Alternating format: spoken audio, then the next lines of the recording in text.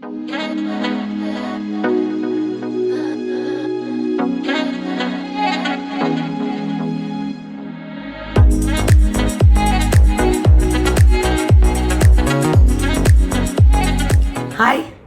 I'm Adhuna, and this is going to be a series of candid conversations literally about the future of hairdressing. I'm going to be talking with friends and colleagues from the industry and finding out what they think the future of hairdressing is going to look like. This upcoming two-part conversation is with Seema Jerajani. Seema is an amazing artist full of passion. She's given a lot to the hairdressing industry and has many accolades to her name. She has also written a book called The Art of Indian Coiffures, which we'll be featuring over the next two sessions. Please stay tuned. Hi, I'm Adhuna and I'm with Seema Jerajani at the SBJ Hair Academy. And I'm going to be talking with Seema today about lots of things. About your career, about your extensive experience in the hairdressing industry. And the idea is that I want to essentially start a conversation about what is the future of our industry in India.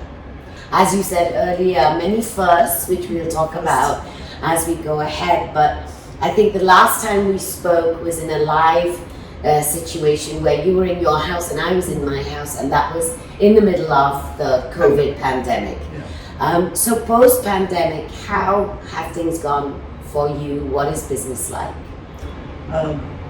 As in pandemic, you know that a lot of people have done their trainings, online trainings. Lots was available in both hair and makeup. I teach hair and makeup both. Okay.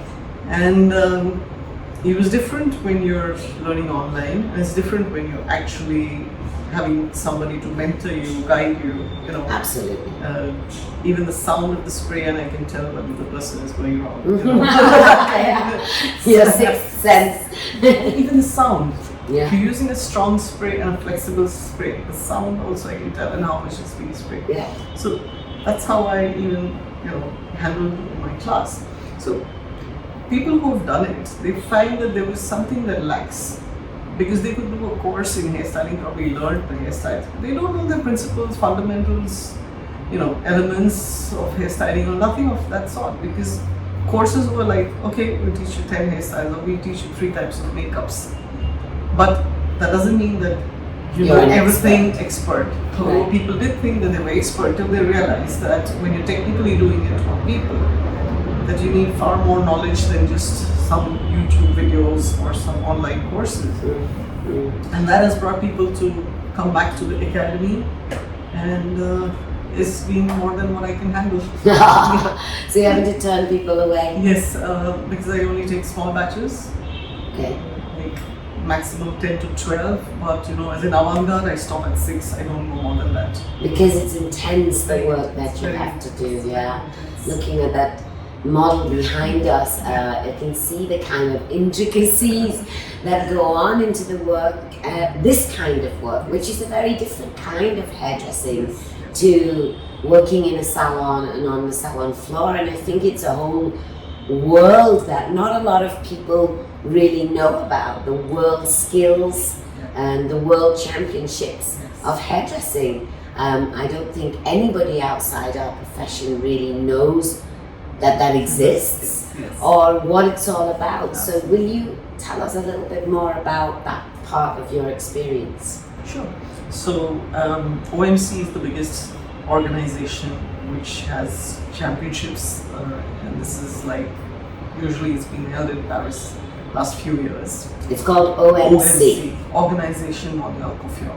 Okay. So, and they have their trainers and everything, and it's fantastic. It's like an event that one must go and watch. It's an international platform where you have right from US to Japan, just everybody is covered. and they have many categories in hair and makeup, nails and everything. Okay. So this is the biggest one. Then of course you're aware of the British Hairdressing Awards, which has opened up to the international hair artists. We gotta go there. Yes, We gotta go there. Also there's a championship. There are various championships in Asia, like world over.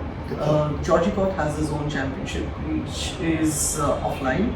But during the pandemic, we had an online championship. Yes, I remember watching you create these fabulous sculptures during the pandemic, and we were all watching your live sessions with with a lot of excitement, because it's a very unique style of work that you do. I know that 30 years ago when I started hairdressing, I also went into the competition field, but that was so many years ago now, and I kind of moved more towards commercial hairdressing, and that became where I was more successful. And though I had a good run at competitions, I'm a firm believer that competition work can really help a young artist, an up-and-coming hairstylist, to be very disciplined, to be very focused, and to be very good at what they do. So what is it, which competitions have you done in the past, and what do you feel that has given to your career path, to your journey? I have participated in various competitions. I mean, I got my first Hall of Fame, which was conferred. Hall of Fame Hall of Fame award. by Schwarzkopf. Yeah, lovely. It comes in after winning 3 Hairdresser of the Year awards. Oh wow! 3 times you have to win the To competition. get a Hall of Fame. I also participated in Paris in the OMC Championship. And I participated in the Georgie Court Championship, where I stood first in 68 countries and 1,000 participants. Wow! 68 countries and 1,000 participants. And of course, in this also, I was the first Indian to win a world championship. Brilliant. That's why I feel it's very important for me to sit and chat with you, and for us to talk about the different aspects of the work that we do, because there really is many different routes you can take as a career in hairdressing or in makeup.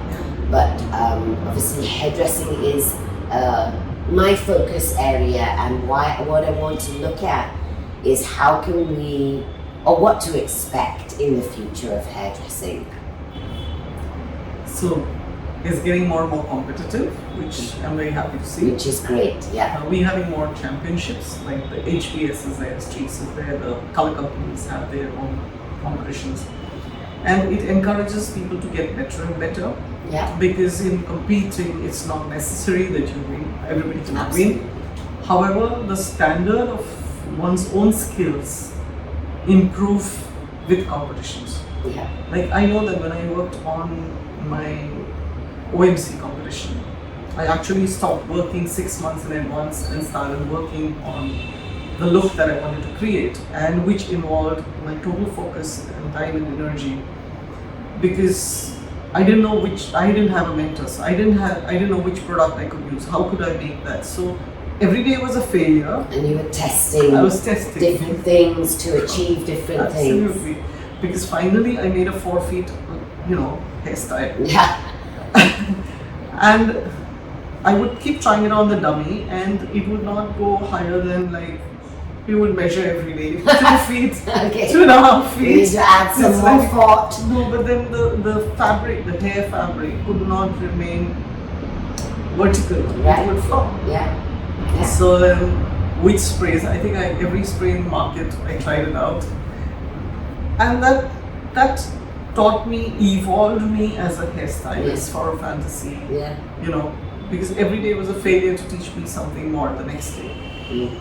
That's what I mean about the discipline that you get out of being part of competition hairdressing.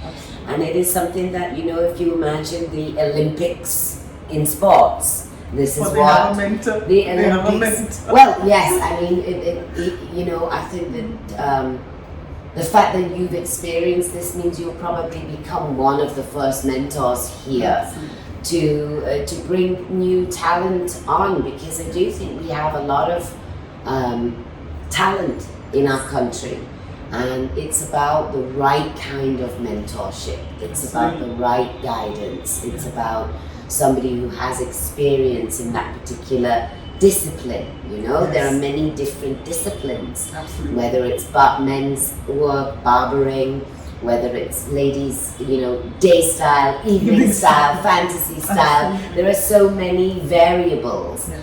And yeah, it's definitely the art of the craft, isn't it? I truly believe that. Yeah. So what are the kind of courses that you currently teach in your academy? In here, I have right from the basics, which is like a blow dry, because I find that a lot of experienced hairdressers also don't know the right blow dry. Like if you do a blow dry, it should last till the next shampoo. Yeah. But most people's blow dry like flops within like half an hour or less. You know, like a root lift. It's so easy with a brush and you know, using a dryer. Yeah. People say we need to keep retouching up. I said, why would you need retouching up if you've done it right? So I teach It's like building the foundation of a house, right? Yes. You prepare and then you style, isn't So it? even if you're styling hair, you have to prep it like the good blow dry. So Yeah. I start right from blow drying, how to hold your brush, blow drying, toning, roller setting, you know, all the basics, going into the fundamental techniques of styling, then the advanced techniques of styling. So this is all in one course. No, So the they're all courses are broken. modules. I have made them into modules so that people can go back and forth, because first of all, most are professionals. Then they may not get leave from work. Right. You know, so Yeah. you can take out 5 days. So you come back for your next module. So I made it very flexible, like how we have it in UK as well, Yeah. because then you can go module wise. To fit in with salon hours, so Yeah. people can continue to upgrade their skills. Yes. That's really Also, nice. what happens is that it can be affordable, because there were times when I couldn't. So I would go for one week every time. Yeah. And I found that that works well if somebody wants to do. It would fit into the budget and time, and they can come back for the next module as and when. Very nice. So they can build up on that. So you have the basics, the curling techniques, then you have the basic bridal and fundamental techniques. It's the advanced techniques with mood boards and everything. Then you have the Russian styling, which has now become a different subject on its own. You know, with my guru Georgie Watt having introduced the competition styling into commercial work. Right. So he took those techniques and made it commercial. And then it's the editorial and avant-garde, which ends with a photo shoot. So there are different modules, and see, a person may have 5 years experience or 10 years experience and want to only do the last one. Right. They may not want to start with the blow dry. So this makes it a flexi learning program according to the time and budget. Yeah. That sounds brilliant. That's what hairdressers need, right? Because you know we're also in the, you know, when it's your profession, there's a certain amount of you that part of you that says, you know, I can't take time off now because I've got to, you know, pay the rent, basically. So I think this is a very nice idea of how people can sort of split up their training and their learning, and they can continue to evolve in the styling thing with you. Excellent. So do you have a wait list of people? Yeah, sometimes, especially in the off season, like when it's not the wedding season. Yeah. Then yes, it does happen that I do have to say no, I stop at that, because I can't really have more than what I can handle. So hair and makeup, both the subjects I teach. Makeup is also in that way. I have Right. 2 modules in that. Okay. Yeah. Okay, super. Yeah. And you've done a very amazing feat completely on your own, which is your book. You've written a book. It's called The Art of Indian Coiffure by Seema Jerajani, and it is a wonderful, wonderful book. I remember when you launched your book in 2018. Yes.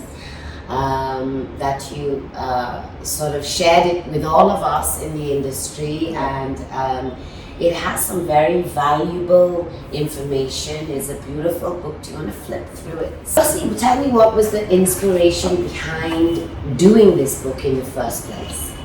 So basically, when I was looking through the internet and searching for hairstyles, you see you get a lot of Roman hairstyles and Egyptian hairstyles and all kinds of hairstyles. What happens to the Indian hairstyles? Because we have some fantastic sculptures and everything. Absolutely. And when in about 2016 I started looking for hairstyles, all I could find is simple braids and buns and nothing else.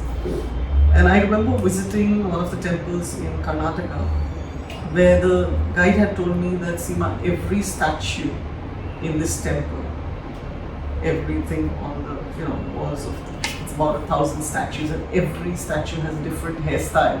Wow. So if one temple has so many hairstyles, we have so many sculptures all over the country, absolutely. in museums and temples and art and everywhere. So I decided that let me do something about it. It's to give back to the industry, also have a book which is technical, which every artist has an organized systematic learning program which is in English and in Hindi, so that all over the country people can read it and be inspired to create their own hairstyles and yet have technical knowledge which I've shared step by step with photographs. Let's take a look. Yeah, sure. And Seema's actually shot all the photographs herself, so that's another string to her very talented So these were the photographs, the temples. This is the inspiration, inspiration. of the hairstyles. Yeah, so this is the kind of photography. So, example, the cover page is inspired from this particular sculpture. Okay. And the kind of hairstyles they did over more than 1,000 years back. The intricacies. Did this inspire your look also? Yes, that's the cover page. Okay. No, your competition look, was that? No, the competition picture which I won the championship was inspired by Lakshmi, goddess Lakshmi. Okay, we look at that in a minute. Yeah. There's so many things. So there's a lot of technical stuff also, the bridal consultations and So what really inspired me right from the goddess look and that the goddess is within us and not outside. Mm-hmm. And this is the look that inspired my cover page. Right. So I've given the location of which temple and where my references So you are. shot each of the photographs, Yes. then you broke it down into how can I recreate this with hair. Fabulous. And I had to arrange for clothes and the jewelry. Everything had to be customized because you don't get that kind of jewelry anymore. Yeah. Or the headgears or the accessories. Correct. Everything had to be made Right. according to that. So then there was some inspiration from art, like Raja Ravi Verma's paintings. Also things like bouffants and asymmetric buns. So these are something that we think that it's from the West, but it's actually everything Indian. It's part of the culture, it's part of tradition. Absolutely. And this is from a painting. So Raja Ravi Verma's paintings have these. So when we see Victory Rose, we think it's like the 1940s looks in Europe. But we've had this since centuries. We've been doing it much longer than them. So, and then it gets into the technical book where I'm teaching the traditional hairstyles. So there's 6 traditional hairstyles, each step by step. Then you have, after we do the traditional, in the south their requirements are different, in the east they're different, so kind of covering all the So you've touched on all the whole country. The whole country. And all of the techniques. And then it gets into the more contemporary looks, things like this. Right. Which is contemporary hairstyles where people want just something for the cocktail party or, just some, just the evening. A wedding or an evening or that kind. So there's 12 hairstyles are, something that one can learn from. And really nice because each one is explained in depth. What is the inspiration behind it? How to create it? And in Hindi and English. It's broken down both in Hindi and English. I think that is a beautiful gift to our industry, in the sense for somebody to have taken the time out to do that. 2 years. And it's called The Art of Indian Coiffures. It's by Seema Jerajani, and she has, it is available online. Yes, it's available on Amazon as well as the Academy. At your academy, Yes. and available on Amazon too. Brilliant. Okay. Please stay tuned for our next episode, where the conversation continues with Seema Jerajani. See you there.